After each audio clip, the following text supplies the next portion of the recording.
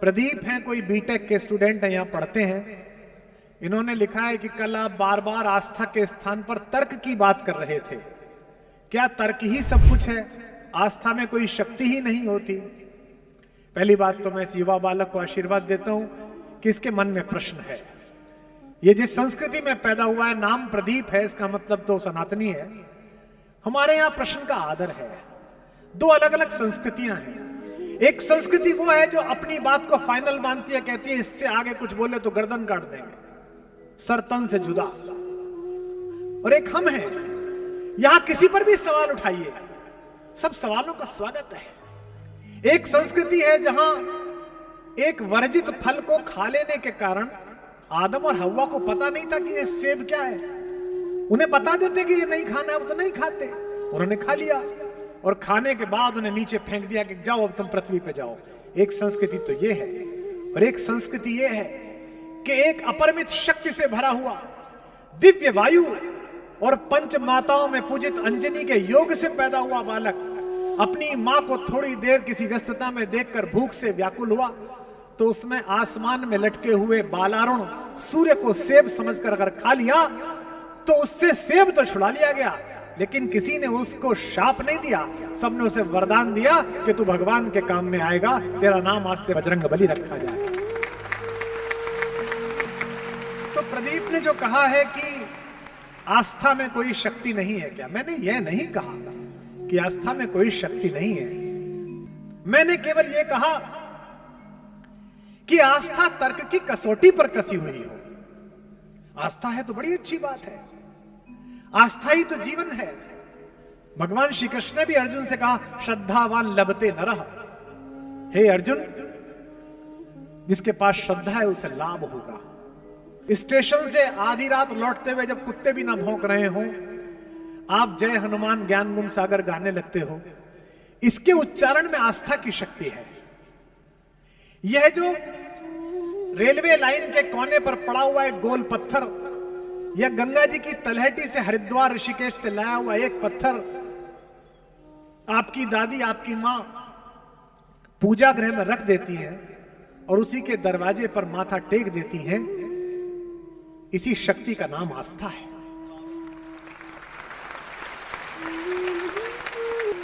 श्रद्धा तो सबसे ज्यादा है, लेकिन श्रद्धा अगर तर्क से कसकर आएगी तो फिर आप मानने लगोगे। अच्छा है कि आप बिना तर्क की श्रद्धा करो, तो सबसे अच्छा है, मान ही लो। लेकिन कुछ लोग ऐसे हैं जिन्हें तर्क भी चाहिए। कई बार आस्था तर्क को छोड़ देती है तो नुकसान देती है। पंढरपुर में एक निस्संतान साहूकार रहता था। एक बनिया था, एक व्यापारी था, लेकिन बच्चा नहीं हुआ। उसने विट्ठल क्या मनौती मांगी। मनौती मांगते ना, और मुझे बड़ा आश्चर्य लगता है। मेरा सौभाग्य है कि मैं विश्व भर के सारे तीर्थ स्थानों पर जाकर निवेदन कर चुका हूं। तो मुझसे शुरू में लोग पूछते थे क्या मांगा, तो मैं कहता था मैं तो कुछ मांग ही नहीं पाया। फिर कुछ लोग जो साथ के थे वो कहने लगते सोच के जाना सर, यहां मांगा हुआ पूरा होता है। फिर मैं निकला, बोले मांगा, मैंने कहा नहीं मैं भूल गया। तो एक ने मुझसे कहा कि आप बड़ी गड़बड़ कर देते हो, मांगते ही नहीं हो। तो मैंने कहा कि मैं मांग भी नहीं पाऊंगा। तो मेरे उस साथी ने मुझे क्यों नहीं मांग पाओगे।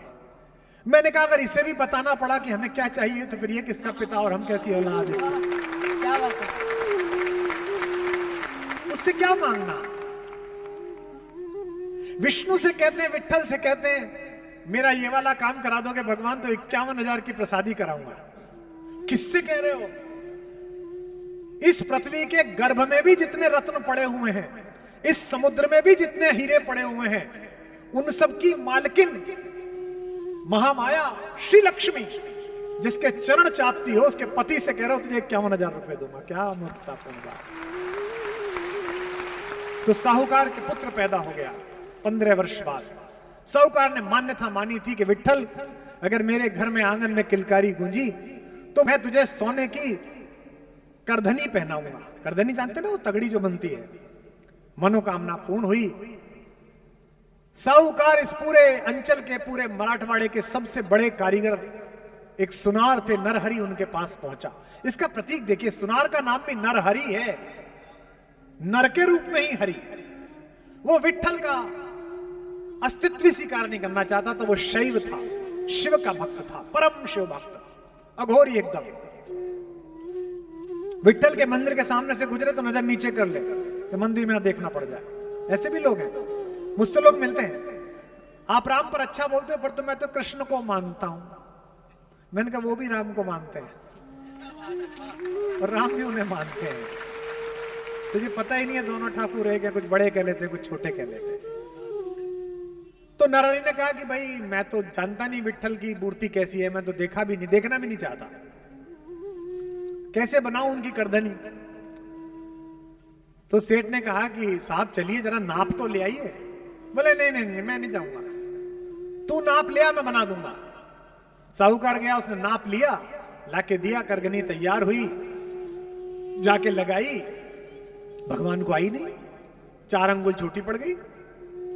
सेठ वापस गया, बोले अरे सुनार साहब आपने क्या बना दिए, तो आई नहीं विट्ठल को, छोटी पड़ गई। बोले अच्छा तूने तो नाप दिया, मैंने उतनी बनाई, 7 पीढ़ियों से हम लोग बना रहे हैं, कितनी छोटी पड़ी। बोले 4 अंगुल नाप के लाया हूं, 4 अंगुल बढ़ा दी।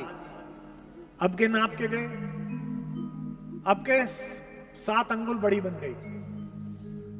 देखो आनंद, फिर लौटा, बोले ये क्या बना दिया, 7 अंगुल। 7-8 बार ऐसा ही हुआ साहब, बने छोटी पड़ जाए बड़ी बन जाए।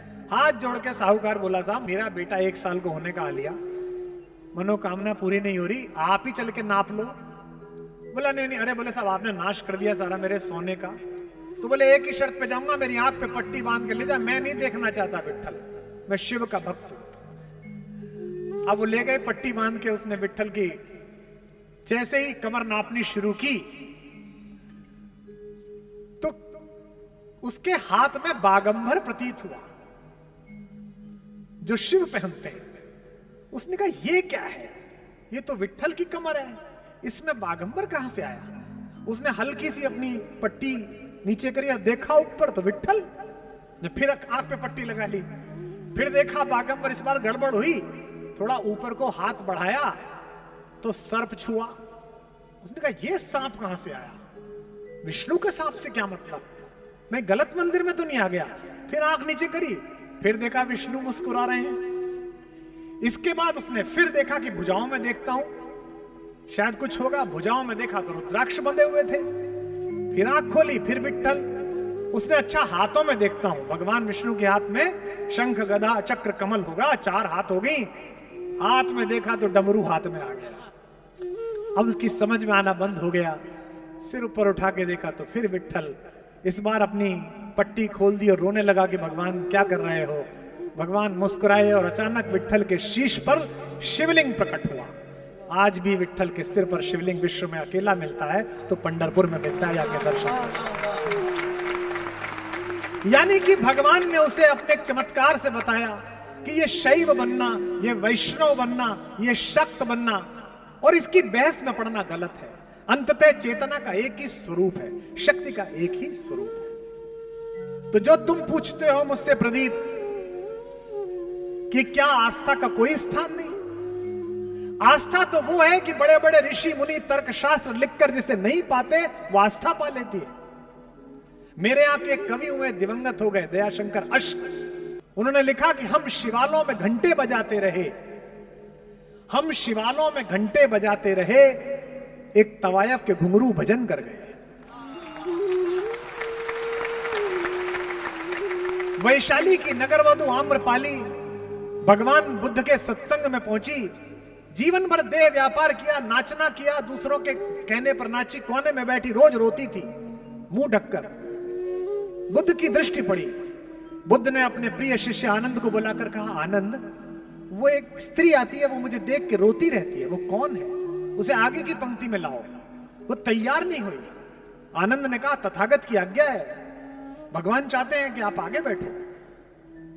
आगे बैठी, फिर रोती रही। बुद्ध ने कहा इसे मुझसे मिलवाने लाओ। कौन है ये? तो बोले कि ये वैशाली की नगरवधु है आम्रपाली। भगवान ने कहा क्यों रोती है? उसने कहा तथागत मैं इतनी दुराचारिणी, इतनी व्यभिचारिणी, इतनी नीच स्त्री हूं, मैंने जीवन भर अपनी कला का, अपने सौंदर्य का सौदा किया, मैं तो आपके इस सभागृह में प्रवेश करने के योग्य भी नहीं हूं, इसलिए पीछे जहां सारे भिक्षुकों की खड़ाऊ पड़ी रहती है वहां बैठ के सुनती हूं।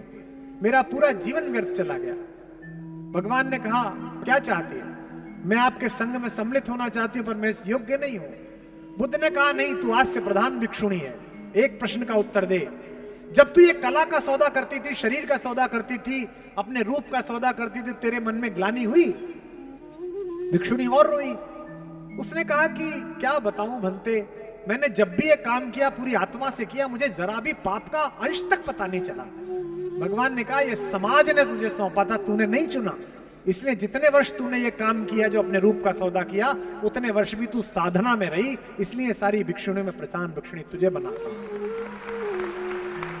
अर्थात आस्था से किया गया कोई भी काम पाप पुण्य की परिधि से परे खड़ा हुआ है। इसीलिए पाप के शिखर पर पहुंचकर भी रावण मोक्ष का अधिकारी बना। जीवन भर भगवान कृष्ण के निर्देशन में रहे पांडव पहले नरक दर्शन के लिए गए और दुर्योधन स्वर्ग में गया। क्यों? क्योंकि भगवान ने कहा, स्वधर्मे निधनम श्रेयः पर धर्मो भयावह। जो तुम सोचते हो और जो तुम्हें लगता है ये बिल्कुल ठीक है, ये मेरी आत्मा से ठीक है, वो भगवान का कार्य है। तो तुम पूछते हो प्रदीप के आस्था तो बहुत बड़ी है। योगी और महंत जिसे ध्याते रहे, मीरा उसे भजन करके पा गई। मुझसे पूछा था किसी ने अमेरिका में, स्पेन की एक कवित्री ने, कि आपके यहां भी एक पोइटेस है ना, पर उसकी स्टोरी बड़ी एब्सर्ड है कि उसने जहर पिया और वो बच गई। मैंने कहा कि अगर आस्था मीरा जैसी हो और विष कन्हैया का बताकर भेजा जाए, तो दुनिया का हर विष बाध्य हो जाएगा कि वो अमृत में परिवर्तित हो जाए।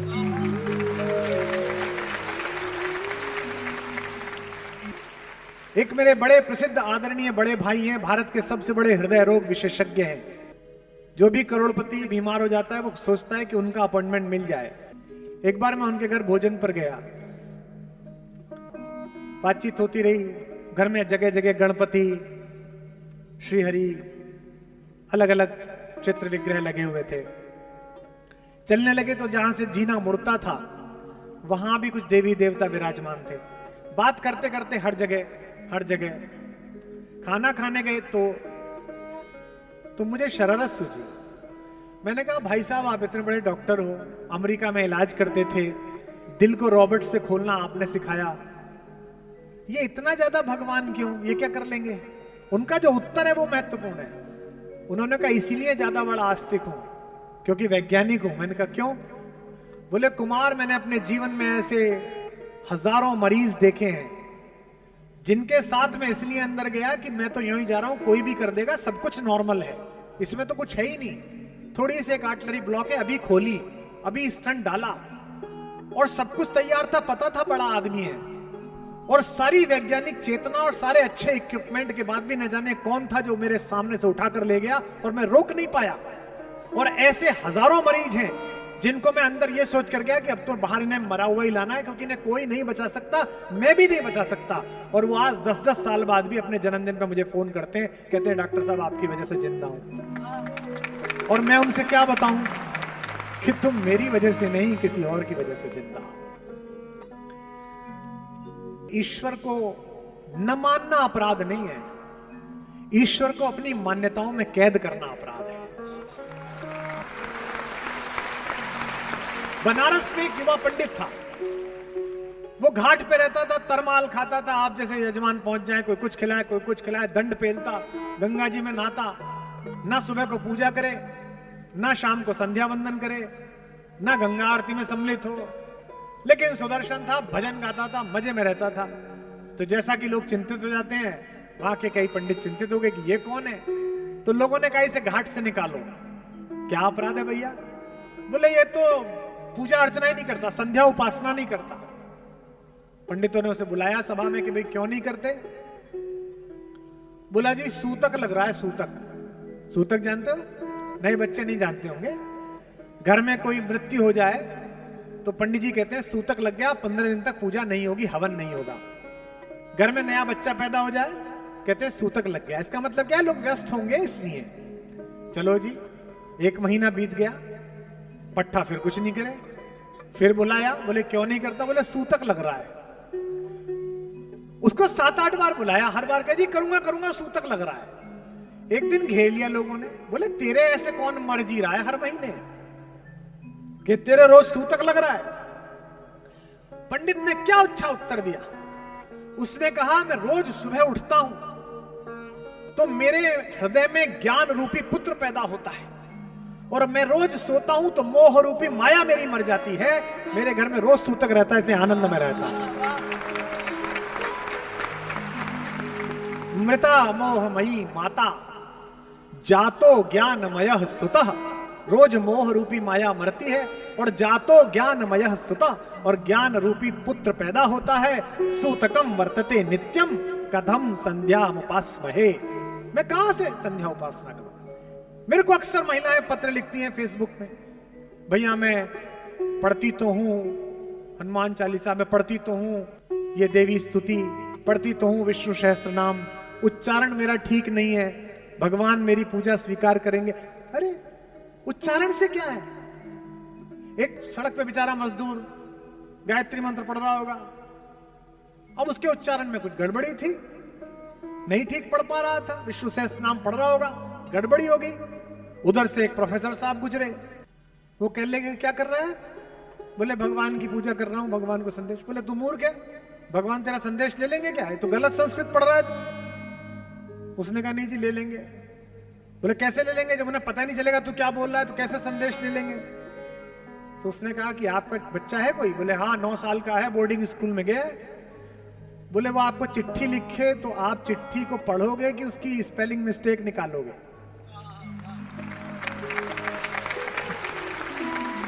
बोला पढ़ूंगा। तो बोले जब आप अपने लड़के की सुन सकते हो तो भगवान मेरी भी सुन रखा, मैं भी उसी का लड़का हूं।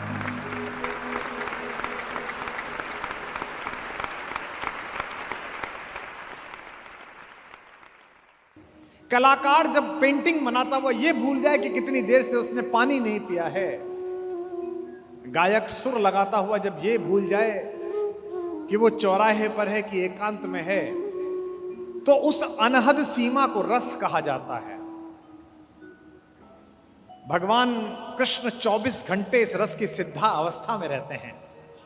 ये सिद्धा अवस्था आ जाती है तब ये साहस, ये संकल्प और ये सौंदर्य पैदा होता है कि इस जहर के सबसे बड़े प्रतीक जहरीले काले नाग के फन पर चढ़कर भी आप बांसुरी बजाकर डांस कर सकते हैं, नृत्य कर सकते हैं। तभी से